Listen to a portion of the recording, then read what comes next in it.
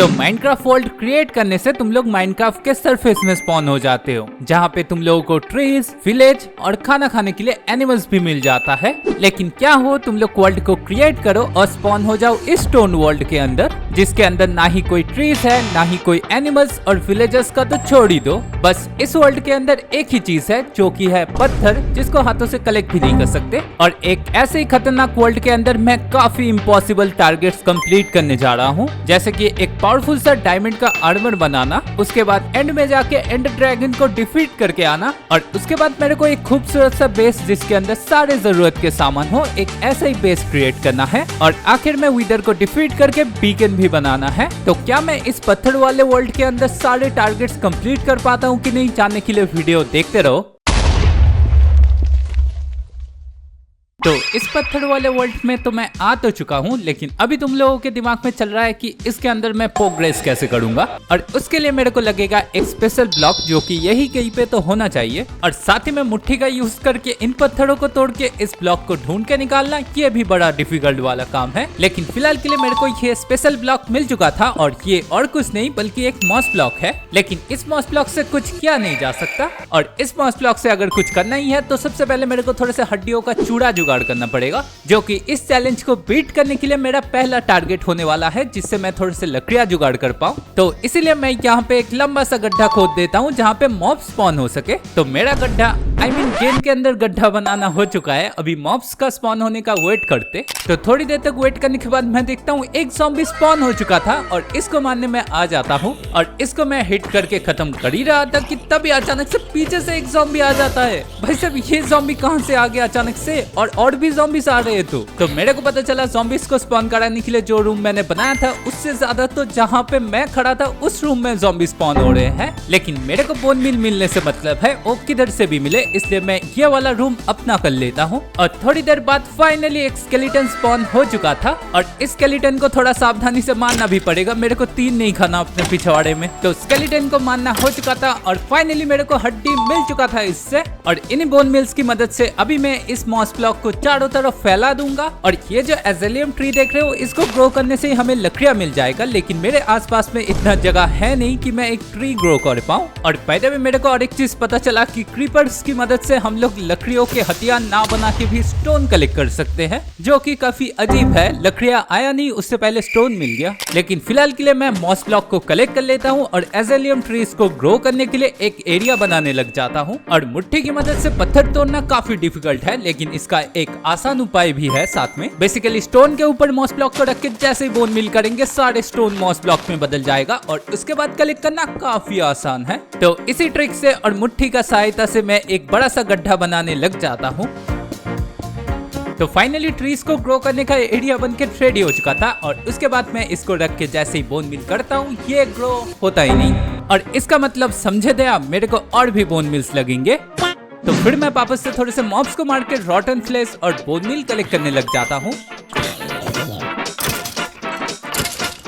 और इस बार मैंने 7 बोन्स कलेक्ट किए थे, जिससे मेरे को टोटल में 21 हड्डियों का चूड़ा मिल चुका था। और उसके बाद मैं एज़ेलियम को रख के जैसे ही बोन मिल करता हूँ, फाइनली ये ट्री ग्रो होना शुरू हो जाता है। और इसी के साथ हमारे जिंदगी में लड़कियों का लकड़ियों का आगमन हो चुका है। तो जल्दी से मेरे पास जितने भी बोन मिल्स थे, उनसे मैं काफी सारे लकड़ियां कलेक्ट कर लेता हूँ। और फाइनली इतने दिनों के मेहनत के बाद मैं एक क्राफ्टिंग टेबल बना पाया। तो फिर मैं डायरेक्टली एकदम ही स्टोन के टूल्स बना लेता हूँ, और साथ में मैं थोड़े से स्लैब्स बना के एक कंपोस्टर भी बना लेता हूँ, क्योंकि मैं एक्स्ट्रा मॉस ब्लॉक को कंपोस्ट करके बोन मिल भी कलेक्ट कर सकता हूँ। लेकिन फिलहाल के लिए अभी मेरे जीवन का एक ही लक्ष्य है, वो है सबका बदला लेकर फैजल। नहीं, मेरे को मॉब्स को मार के थोड़े से बोन मिल और रॉटन फ्लेश जुगाड़ करना है। लेकिन मॉब्स को मारते मारते अचानक से एक बेबी ज़ॉम्बी अटैक कर देता है मेरे ऊपर, वो भी चिकन के ऊपर बैठा हुआ। और बेबी ज़ॉम्बी से मेरा काफी ज्यादा फट रहा था, क्योंकि मेरे पास कोई आर्मर नहीं था, तो चाहे तो ये मेरे को काफी इजीली मार सकता था। लेकिन बेबी ज़ॉम्बी को खत्म करने के बाद मेरे को एक मुर्गा मिल चुका था, और इस मुर्गे को मैं फेंस के अंदर बंद कर देता हूँ फिलहाल के लिए। और ऐसा ही मुर्गा मेरे को और एक मिल जाएगा, तो मेरे पास अनंत खाने का सोर्स हो जाएगा। लेकिन फिलहाल के लिए मैं वापस आ जाता हूँ इन मॉब्स को मारने के लिए। और बाय द वे मॉब्स को स्पॉन कराने वाला रूम का हालत भी काफी खराब था क्रीपर्स के दया से, तो इसी वजह से मैं इस रूम को थोड़ा ठीक भी कर देता हूँ जिससे मॉब्स ज्यादा करके स्पॉन हो सके। और एरिया को ठीक करते करते मेरे को अचानक से रियलाइज हुआ कि मेरे पास तो अच्छा खाने का सोर्स है, तो फिर मैं ये रॉटन फ्लेश क्यों खा रहा हूँ। बेसिकली मॉस ब्लॉक के ऊपर एज़िलियम ट्री को ग्रो करने के बाद ये मॉस ब्लॉक बदल जाता है रूटेड डर्ट में, और उसके बाद इन डर्ट के ऊपर अगर हम लोग खोद जला दे तो ये रूटेड डर्ट बदल जाएगा नॉर्मल डर्ट के अंदर। और उसके बाद मॉस ब्लॉक से जितने भी सीड्स मिले थे मेरे को, उनको अगर मैं प्लांट कर दूं, अरे प्लांट क्यों नहीं हो रहा, अबे प्लांट हो जाना चाहिए, तो ये क्या सीन हो गया। अच्छा लाइट लेवल कम है, इन लाल बत्तियों से कुछ नहीं होने वाला। तो बेसिकली मेरे को टॉर्चेस बनाना है, वो भी बिना कोल के, जो कि काफी आसान है। तो इसीलिए मैं जल्दी से एक फर्नेस बना के लकड़ियों के लॉग को स्मेल्ट होने के लिए डाल देता हूँ, जिससे ये चारकोल में बदल जाए। और उसके बाद मैं इन चारकोल्स को लेके जल्दी से थोड़े से टॉर्चेस क्राफ्ट कर लेता हूँ, और इन टॉर्चेस को लेके जैसे ही मैं चारों तरफ लगा देता हूँ, फाइनली मैं सीड्स को प्लांट कर पाता हूँ। और इसी ट्रिक की सहायता से मैं काफी सारे व्हीट को ग्रो करके ब्रेड तो क्राफ्ट कर सकता हूँ, लेकिन उसके लिए मेरे को काफी सारे बोन मिल लगेगा। और इसी वजह से मेरा नेक्स्ट टारगेट होने वाला है एक प्रॉपर एक्सवी फार्म बनाना, वो भी बिना पानी और ट्रैप डोर के। तो इसीलिए मैं एक चेस्ट क्राफ्ट करके सारे बेकार के सामानों को फिलहाल के लिए रख देता हूँ, क्योंकि मेरा मेन फोकस होने वाला है एक्सवी फार्म को बनाने के लिए रिसोर्सेज जुगाड़ करना। तो इसी वजह से मैं लग जाता हूँ मॉब्स को मार के बोन मिल कलेक्ट करने के लिए, क्योंकि मेरे को काफी सारे लकड़ियां जुगाड़ करना है।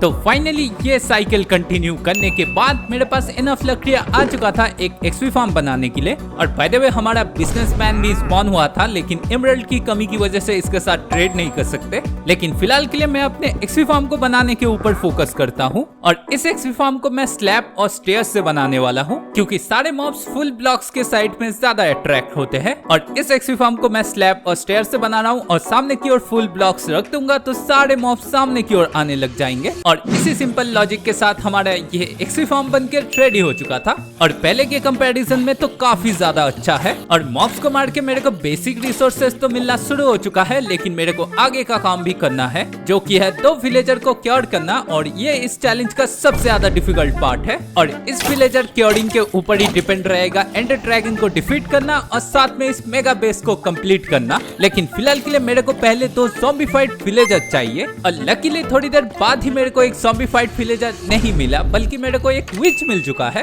और विलेजरों को क्योर करने के लिए ये विच भी काफी ज्यादा जरूरी है, क्योंकि इससे ही मैं पोर्शन ऑफ वीकनेस लेने वाला हूँ। लेकिन फिलहाल के लिए इसको बाहर में निकाल के बोट में ट्रैप करना काफी डिफिकल्ट वाला काम है, क्योंकि ये बार बार मेरे को पॉइजन दे रहा है। वेट गाइस, इसके पॉइजन के इफेक्ट से बचने के लिए एक सस्ता वाला आर्मर बना ही लेना चाहिए, नहीं तो मेरे को ज्यादा डैमेज मिलेगा। और क्योंकि गरीबी इस टाइम पे चरम लेवल पे था, इसलिए मेरे पास जितने भी लेदर थे उनसे मैं एक लेदर का आर्मर बना लेता हूँ। और इस लेदर आर्मर के लिए मैं थैंक यू बोलना चाहता हूँ हमारे वॉन्डरिंग ट्रेडर AKA बिजनेसमैन को। तो कमेंट में सब लोग #बिजनेसमैन लिख देना। और ऊपर से लेदर आर्मर को आयरन आर्मर जैसा फील देने के लिए मैंने बोन मिल की मदद से व्हाइट कर दिया इनको। हाँ, अब लग रहा है ना मैंने आयरन का आर्मर पहन के रखा है। गजब टू बी आजादी। तो इसी के साथ मैं रेडी था विच को पकड़ने के लिए, इसलिए मैं काफी सारे बोट क्राफ्ट करके आ जाता हूँ इधर, और फिर मैं इसके सामने बोट को लगा देता हूँ। और ट्रैप डोर तो खुलना भूल ही गया।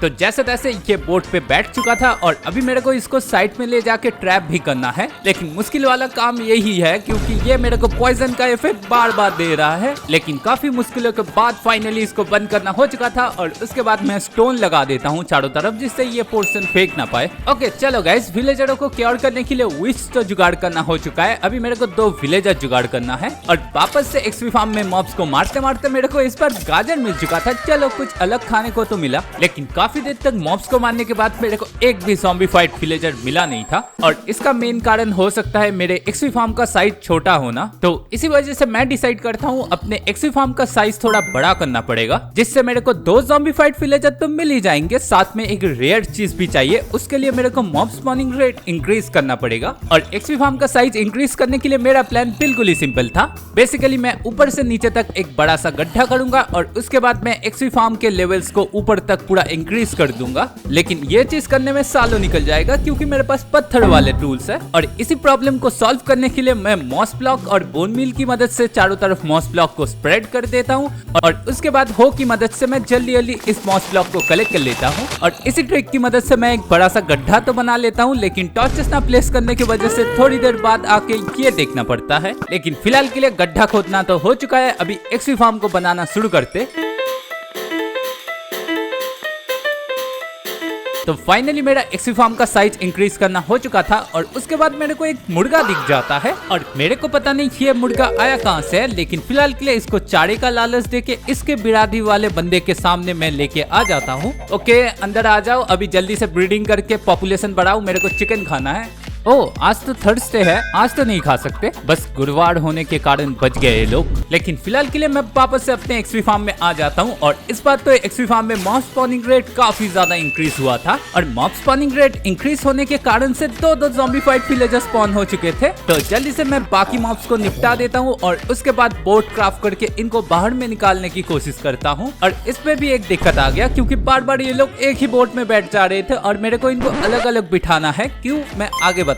लेकिन काफी कोशिश के बाद फाइनली इन दोनों को अलग से मैं बिठा ही देता हूँ। तो अभी मैं तुम लोगों को बताता इन दोनों ज़ॉम्बीफाइड विलेजर को क्योर करने का सबसे मुश्किल वाला पार्ट, जो कि है 2 गोल्डन एप्पल जुगाड़ करना। तो गोल्डन एप्पल बनाने के लिए सबसे पहले मेरे को लगने वाला है काफी सारा गोल्ड, जो कि इस पत्थर वाले वर्ल्ड में जुगाड़ करना एकदम ही आसान नहीं होगा। और इस वर्ल्ड में गोल्ड जुगाड़ करने का एक ही ऑप्शन है, जो कि है ये मॉब्स, क्योंकि कभी कभी कुछ मॉब्स गोल्डन आर्मर के साथ स्पॉन हो जाते हैं और उनको मारने से हमें जो गोल्डन आर्मर मिलेगा उसको स्मेल्ट करने से नगेट मिल जाएगा। और ऐसे ही करके 144 गोल्ड नगेट्स कलेक्ट करना है, जिससे मैं 2 गोल्डन एप्पल क्राफ्ट कर पाऊं। और इसको अगर करने जाओ तो फिर मेरा 100 डेज तो निकल ही जाएगा। तो इसीलिए मैं डिसाइड करता हूं जल्दी से मैं एक ज़ॉम्बीफाइड विलेजर को क्योर करूंगा और दूसरे ज़ॉम्बीफाइड विलेजर को मैं एक दूसरे ट्रिक से क्योर करने वाला हूं। लेकिन थोड़ी देर बाद फाइनली एक मॉब गोल्ड आर्मर के साथ स्पॉन हो चुका था और इसको मारने के बाद मेरे को एक गोल्ड का जूता मिल चुका था और इस जूते को स्मेल्ट करने के बाद फाइनली जाके मेरे को एक गोल्ड नगेट मिल चुका था। लेट्स गो गाइस, हमारे पास एक गोल्ड नगेट आ चुका है और ऐसे ही करके मेरे को 70-80 गोल्ड नगेट और कलेक्ट करना है। तो फिर मैं कुछ दिनों तक इन गोल्डन आर्मर वाले मॉब्स को मारता रहता हूँ और इनके आर्मर को स्मेल्ट करके गोल्ड नगेट कलेक्ट करता रहता हूँ।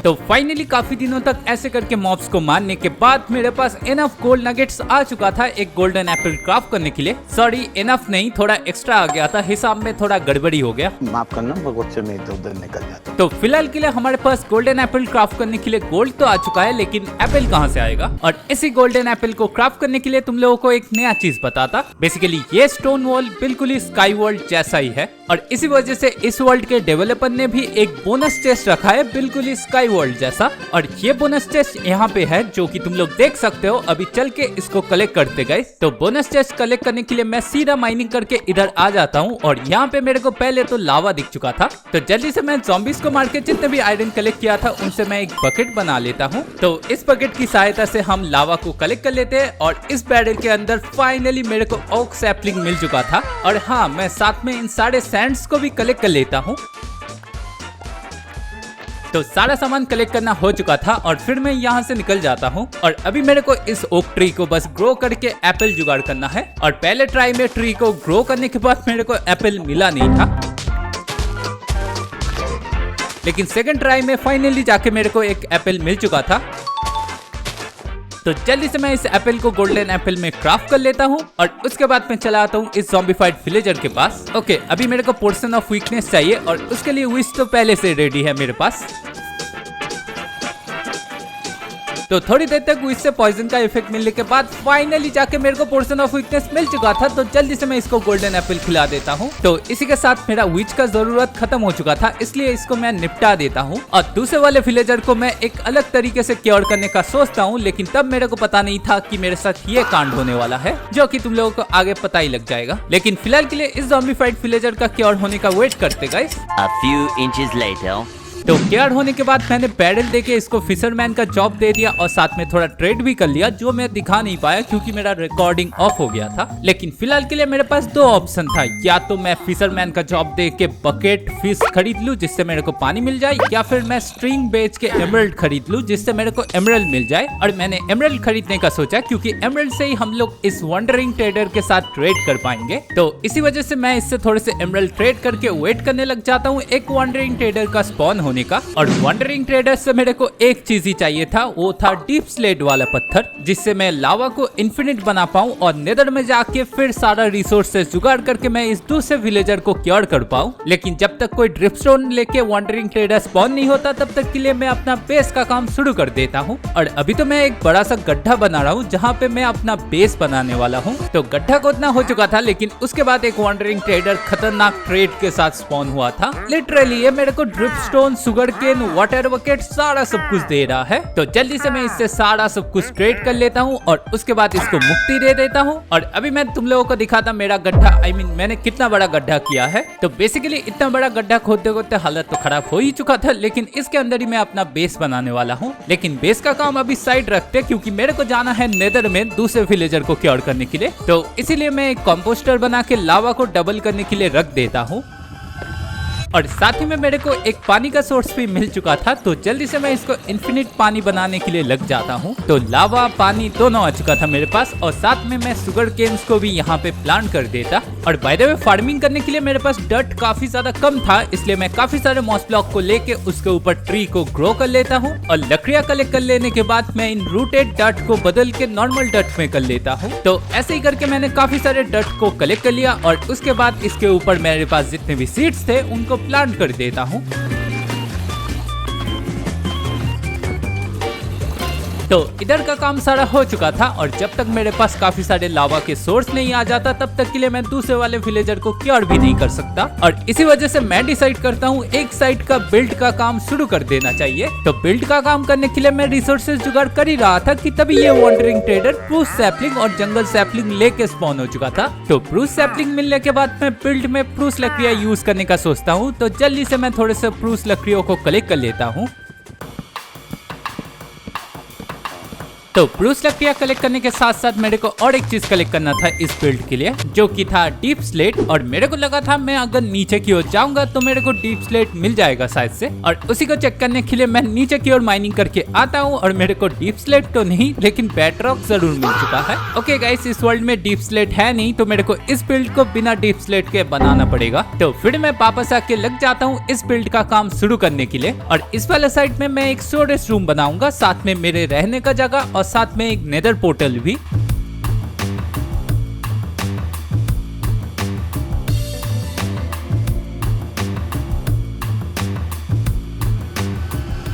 तो फाइनली मेरे बिल्ड का एक साइड का काम तो कंप्लीट हो चुका है और साथ में मैंने सारे लावा को ऑब्सीडियन में बदल के यहाँ पे लगा दिया है। और अभी मेरे को इसको ऑन करना था, इसलिए मैं लावा बकेट लेके इसको देसी उपाय से ऑन करने के लिए डाल देता हूँ और फिर मैं दूसरे काम में लग जाता हूँ। अपना ब्रेड वगैरह बना ही रहा था कि तभी अचानक से मेरा नजर पड़ा कि मेरा पूरा बिल्ड ही जल रहा था। तो जल्दी से मैं वापस जाके पहले लावा के सोर्स को बंद कर देता हूँ, उसके बाद मैं चारों तरफ पानी डाल देता हूँ जिससे ये जलना बंद हो जाए।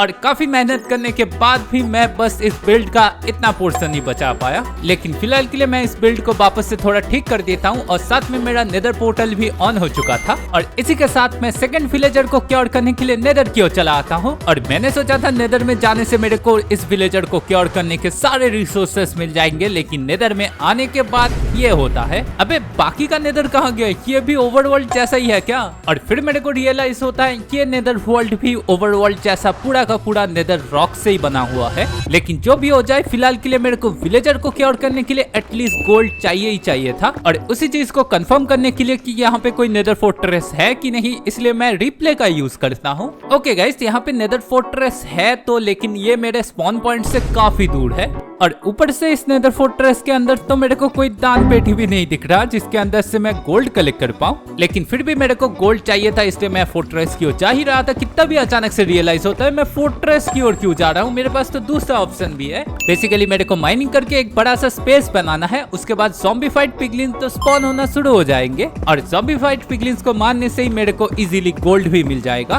तो आइडिया तो काफी सिंपल था, तो जल्दी से मैं माइनिंग करके एक बड़ा सा एरिया बना देता हूँ। तो एरिया तो बनके रेडी हो चुका था, साथ में मैं एक दूसरा एरिया भी बना देता हूँ जहाँ पे मैं AFK होने वाला हूँ। और थोड़ी देर बाद मैं AFK से वापस आके जैसे ही देखता हूँ काफी सारे ज़ॉम्बीफाइड पिगलिन्स स्पॉन हो चुके थे। ओके, फाइनली मेरा ट्रिक काम कर गया और उन मॉब्स को मार के गोल्ड कलेक्ट करने से इन ज़ॉम्बीफाइड पिगलिन्स को मार के गोल्ड कलेक्ट करना काफी आसान है।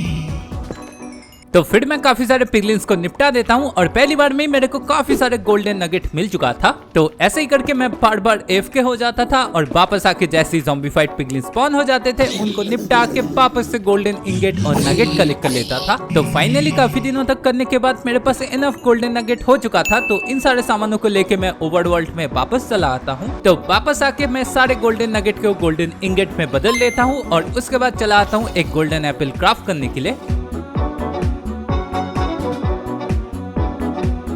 ओके, अभी मेरे को बस इस स्विच को बाहर निकालना है और पिछले वाले स्विच को मार के मैंने गलती किया था, उसको रख देना चाहिए था। लेकिन फिलहाल के लिए मैं ऊपर में इस स्विच को रख देता हूँ और वेट करता हूँ एक पोर्शन ऑफ वीकनेस गिरने का। लेकिन जैसे ही पोर्शन ऑफ वीकनेस गिरता है मैं जल्दी से इसको गोल्डन एप्पल खिला देता हूँ और इस स्विच को टाटा कर देता हूँ। तो इसी के साथ हमारा दूसरा विलेजर भी क्योर हो ही जाएगा। और अभी मेरे को इन विलेजरों का खानदान भी बड़ा करना है जिससे मैं बाद में ट्रेड कर पाऊँ और इसी वजह से मैं लग जाता हूँ इस बेस का काम वापस से शुरू करने के लिए।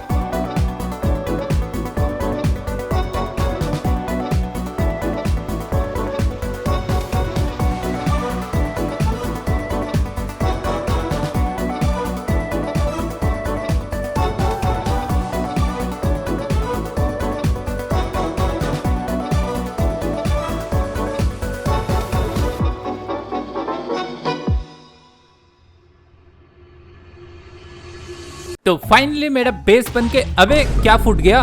अबे यार ये श्रापित XP फार्म खाली खाली फूट जाता है और इस स्केलेटन को सावधानी से मारना पड़ेगा। चलो ये खत्म हो गया। तो बेसिकली मैंने दोनों साइड ही बनाया है इस बिल्ड के फिलहाल के लिए। और राइट साइड पे मैंने सारे खाने को प्लांट कर दिया जो कि गाजर और व्हीट थे और साथ में शुगर केन्स को भी प्लांट कर दिया है। और सामने की ओर यहाँ पे तो मैंने चेस्ट एरिया बनाया है और लेफ्ट साइड का नीचे का पूरा एरिया मैंने ब्रीडिंग हॉल ही बना दिया है इनके लिए। और बाय द वे ब्रीडिंग करके जितने भी एक्स्ट्रा विलेजर हुए थे उनको इन पानी की मदद से ऊपर में ले आके सब लोगों को जॉब देना हो भी चुका है। और अभी मेरे को इनके साथ बस ट्रेड ही करना है और कुछ नहीं। लेकिन फिलहाल के लिए बाकी रूम भी तुम लोगों को दिखा देता, जिसमें से सबसे पहले आता है मेरा ये वाला रूम। और ये वाला रूम कैसा लग रहा है तुम लोग कमेंट में जरूर से बताना। और बाय द वे इसके बाजू में मैंने एक दूसरा रूम भी बनाया है, लेकिन इसके अंदर क्या डालूं मैंने सोचा नहीं, इसलिए ये मेरे दिमाग जैसा ही खाली पड़ा है। और बाय द वे दो और रूम भी है, इसमें ऊपर नीचे लेके पूरा एक आयरन फार्म है और उसके बाजू में यहाँ पे मैं ट्रीज को ग्रो करूंगा। लेकिन फिलहाल के लिए मेरे को अपना हथियारों का ट्रेड भी शुरू करना है और उसके लिए मेरे को लगेंगे काफी सारे एमरल्ड। लेकिन ये फ्लेचर मेरे को स्टिक का ट्रेड दे क्यों नहीं रहा? ओके चलो एक तो दे रहा है एटलीस्ट। लेकिन फिलहाल के लिए मैं इस वाले रूम में आ जाता हूँ और लग जाता हूँ थोड़े से लकड़ियाँ कलेक्ट करने के लिए।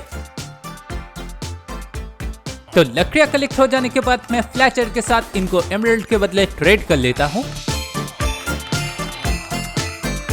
तो इसी के साथ मेरे पास इनफ एमरल्ड आ चुका था, तो जल्दी से मेरे पास जितने भी एमरल्ड थे उनसे मैं आर्मर स्मिथ, टूल स्मिथ और वेपन स्मिथ को अपग्रेड करने लग जाता हूँ। और थोड़ा बहुत अपग्रेड करने के बाद ही ये सारे विलेजर अपना आयरन वाला ट्रेड भी खोल चुके थे और इसी वजह से मैंने अपना आयरन का फार्म भी बिल्ड किया था। तो जल्दी से काफी सारे आयरन लेके इनके साथ ट्रेड करने लग जाता हूँ।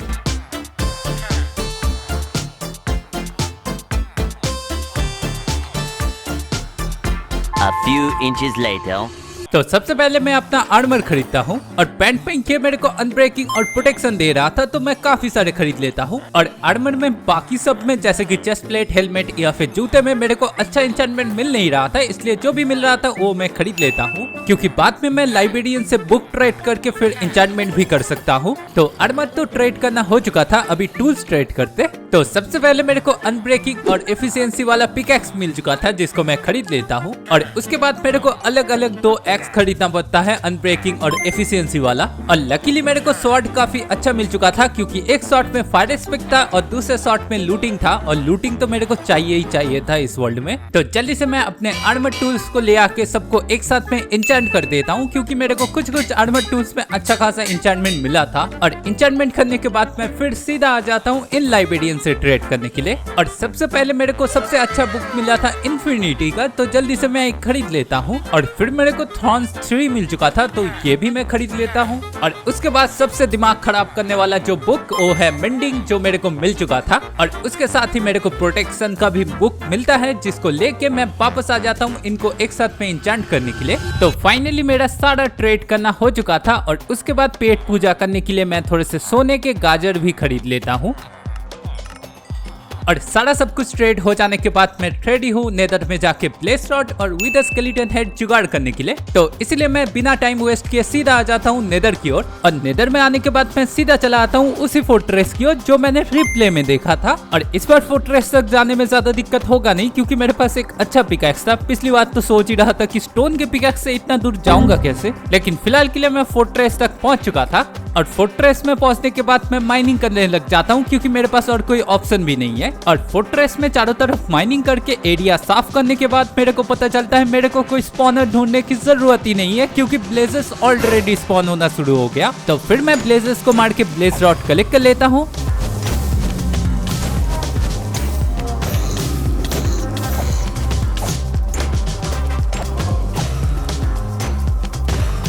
और उसके बाद विद स्केलेटन्स भी स्पॉन होना शुरू हो गए थे, तो इनको भी मार के मैं विद स्केलेटन हेड कलेक्ट करने लग जाता हूँ। तो काफी सारे विदर्स को मार के मेरे पास इनफ विद स्केलेटन हेड आ चुका था और ब्लेज रॉड भी। और इसी के साथ नेदर से मिलने वाले सारे जरूरी सामान मेरे पास आ चुका था, तो इन सारे सामानों को लेके मैं वापस चला आता हूँ। तो ओवरवर्ल्ड में आने के बाद अभी मैं ड्रैगन को मारने के लिए जा सकता हूँ। और मेरे को ड्रैगन को मारना भी था, साथ में काफी सारा रिसोर्सेस एंड से जुगाड़ भी करना है क्योंकि उसके वजह से ही मैं इस बिल्ड को कंप्लीट कर पाऊंगा। तो जल्दी से मैं काफी सारे आई ऑफ एंडर क्राफ्ट कर लेता हूँ और थोड़ा एक्स्ट्रा ही क्राफ्ट कर लेता हूँ क्योंकि पता नहीं पत्थरों के अंदर कहाँ गुम जाएगा ये आई ऑफ एंडर। लेकिन फिलहाल के लिए हम लोगों का स्ट्रॉन्ग होल्ड इस साइड दिखा रहा था, इसलिए माइनिंग करके मैं सीधा इस साइड जाने लग जाता हूँ। और थोड़ी देर बाद मेरे को स्ट्रॉन्ग होल्ड तो मिल चुका था, लेकिन एंड पोर्टल ढूंढना एक बड़ा कांड है। लेकिन फिर भी मैं थोड़ा रिप्ले की मदद से और थोड़ा बहुत दिमाग लगा के फाइनली मैं एंड पोर्टल को ढूंढ ही लेता हूँ। ओके, अभी इसके चारों तरफ के पत्थरों को हटाते। तो एंड पोर्टल को पूरी तरीके से खोलने के बाद मैं इसको ऑन कर देता हूँ।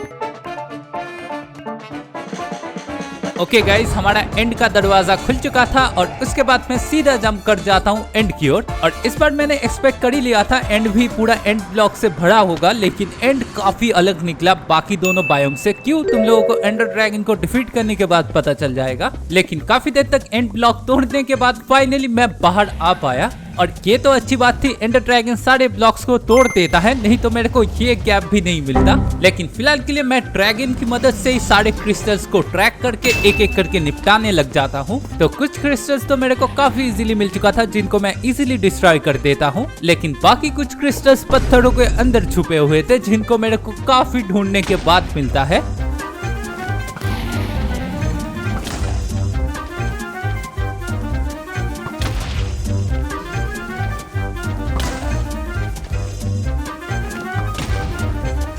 तो ऐसे ही करके काफी देर तक मेहनत करने के बाद फाइनली मैं सारे क्रिस्टल्स को तोड़ देता हूँ। तो क्रिस्टल्स को तोड़ना हो चुका था और उसके बाद मेरे को ड्रैगन को डिफीट करना था, और ये काफी दिक्कत वाला काम था क्योंकि चारों तरफ बस एंड ब्लॉक ही है। अगर मैं ड्रैगन की ओर एम करके मारता भी हूँ फिर भी वो एम मिस हो ही जाता है। लेकिन फिलहाल के लिए ये एंडर ड्रैगन एक काम तो अच्छा किया है, जो कि है इस एंड पोर्टल का लोकेशन बता के मेरे को।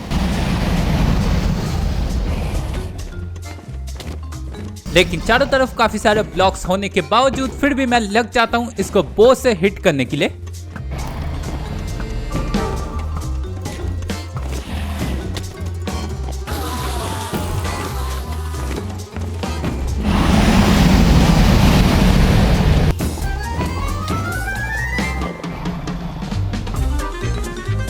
और काफी देर तक इस एंडर ड्रैगन से फाइट करने के बाद फाइनली ये एंडर ड्रैगन डिफीट हो ही जाता है।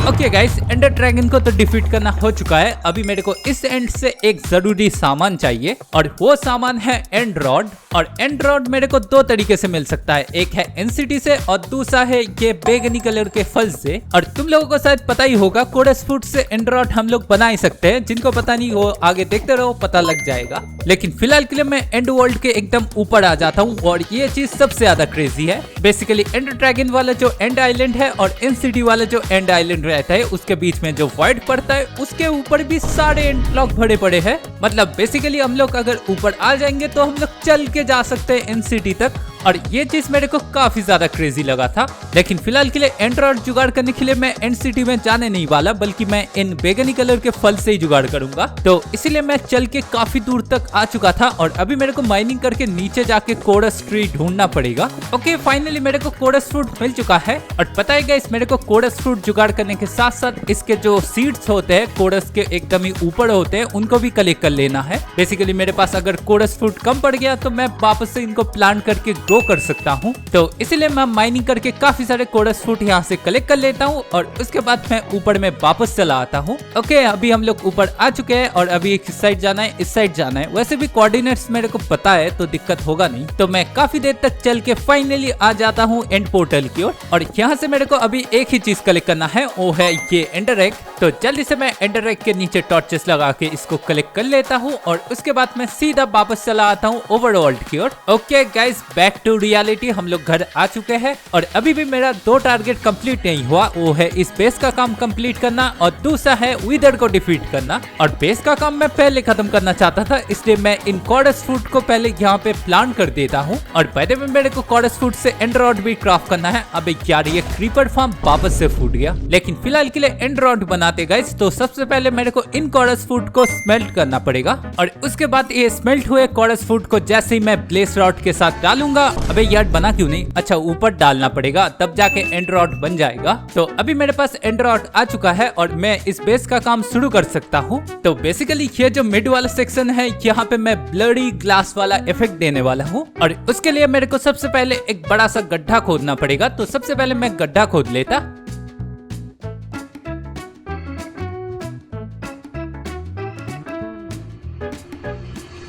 तो गाइस, मेरा ये गड्ढा बनके तो रेडी हो चुका है और अभी इस बिल्ड को करने के लिए मेरे को दो चीज चाहिए। तो इस बिल्ड को करने के लिए पहला चीज जो मेरे को चाहिए वो है कंक्रीट।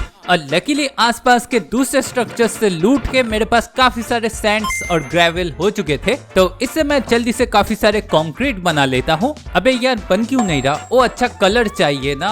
और क्योंकि मैं इस ग्लास इफेक्ट को रेड कलर का बनाना चाहता था, इसलिए आयरन फार्म से जितने भी रेड डाई थे उनको मैं कलेक्ट कर लेता हूँ। ओके गाइस, तो रेड कंक्रीट तो काफी सारे क्राफ्ट करना हो चुका था और अभी मेरे को जो नेक्स्ट चीज चाहिए वो है ग्लासेस और काफी सारे ग्लासेस। तो ग्लासेस जुगाड़ करना भी काफी इजी था, क्योंकि मैं लाइब्रेरियन को पूरा अपग्रेड कर देता हूँ और उसके बाद ये मेरे को ग्लासेस ट्रेड भी कर रहे थे। तो ऐसे ही करके सारा सामान जुगाड़ करना हो चुका था इस बिल्ड का काम शुरू करने के लिए। लेकिन फिर भी मेरे को और एक चीज चाहिए था, वो है कोई ग्लो ब्लॉक। और उसके लिए मैंने एक क्लैरिक को जॉब देके उससे काफी सारे ग्लो स्टोन खरीद लेता हूँ। और इसी के साथ हमारा इस बिल्ड का सारा सामान जुगाड़ करना हो चुका था गाइस। अभी इस बिल्ड का काम शुरू करते।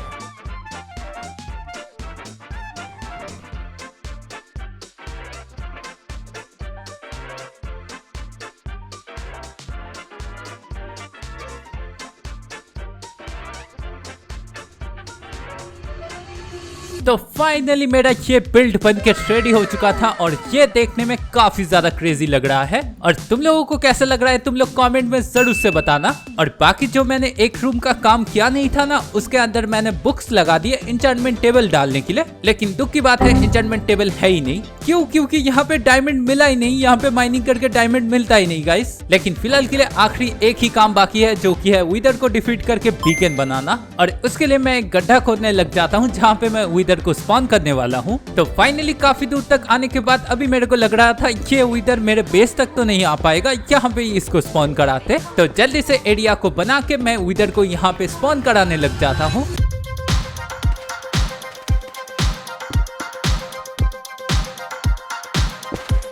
तो फाइनली इसी के साथ हमारा विदर भी स्पॉन हो चुका है। अभी इसको डिफीट कर देते गाइस।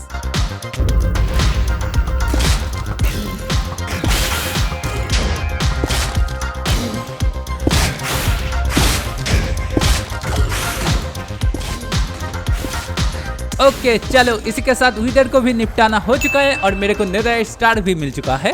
तो जल्दी से मैं ये सारा सामान लेके वापस आ जाता हूँ और वापस आके जल्दी से एक बीकन क्राफ्ट कर लेता हूँ और उसके बाद मैं इस बीकन को यहाँ पे एमराल्ड की मदद से प्लेस करने लग जाता हूँ। तो इसी के साथ हमारा आखिरी टारगेट जो कि है बीकन बनाना, ये भी कंप्लीट हो चुका है, लेकिन इसका लाइट निकलेगा नहीं क्योंकि ऊपर में ब्लॉक्स है। ओके गाइस, एक बार ऊपर जाके देखते। मेरा टारगेट तो वैसे भी खत्म हो चुका है, ऊपर में क्या मिलता है एक बार देख के आते। तो फिर मैं माइनिंग करके सीधा ऊपर की ओर आ जाता हूँ और फाइनली मेरे को रूफ टॉप भी दिख चुका था। और जैसे ही मैं यहाँ से बाहर निकलने की कोशिश करता हूँ, अचानक से मैं टीपी होके वापस से नीचे आ जाता हूँ। अबे यार, ये क्या सीन है, ये तो मेरे को वापस से नीचे में पहुंचा दिया। और इसका मतलब काफी सिंपल है गाइस, यहाँ से तुम लोग बाहर निकल नहीं सकते। लेकिन फिलहाल के लिए वीडियो देख के तुम लोगों को कैसा लगा कमेंट में जरूर से बताना। मिलते हैं नेक्स्ट वीडियो में।